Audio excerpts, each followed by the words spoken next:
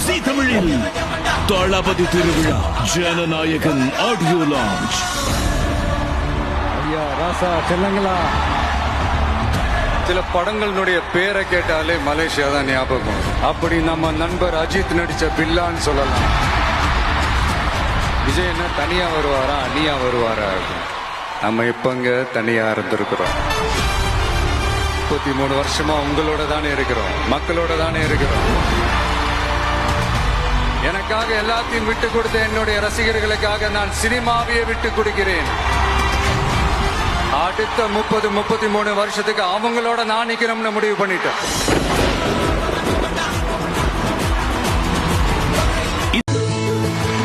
முதல்ல அறிமுகம் விஜய் ஸ்கிரீன்ல பார்க்கும்போது உங்களுக்கு எப்படி தோணுச்சு? அறிமுகம் விஜய்ன்னு நான் பார்த்த படத்தோட பேர் வந்து வெற்றி. ஆனால் தான் அவர் வெற்றியோட இருக்காருன்னு நான் நினைக்கிறேன். படுத்த படுக்கையாய் கிடந்த என்னுடைய மகனை எழுந்து நடக்க வைத்தவர் நீங்கள். தாய்மார்களும் தன் பிள்ளைகளாக, ஒவ்வொரு தம்பிகளும் தன் அண்ணனாக கொண்டாடப்பட்டு கொண்டிருக்கின்ற ஒரு மகனை ஒரு அப்பாவா எனக்கு இதோட பெருமை என்னன்னு எனக்கு தெரியல. எனக்கு ஒரு ஆசை, என்னால் அவ்வளவு தூரம் என்னால் நடந்து வர முடியாது. இது திரை பயணத்தின் முடிவல்ல, தீராத ஏக்கங்களை தீர்க்க தளபதியின் புதிய தொடக்கம். இந்தியாவின் நம்பர் 1 டீலர் உங்கள் ஜீ தமிழில் ஒரே ஒரு தளபதி.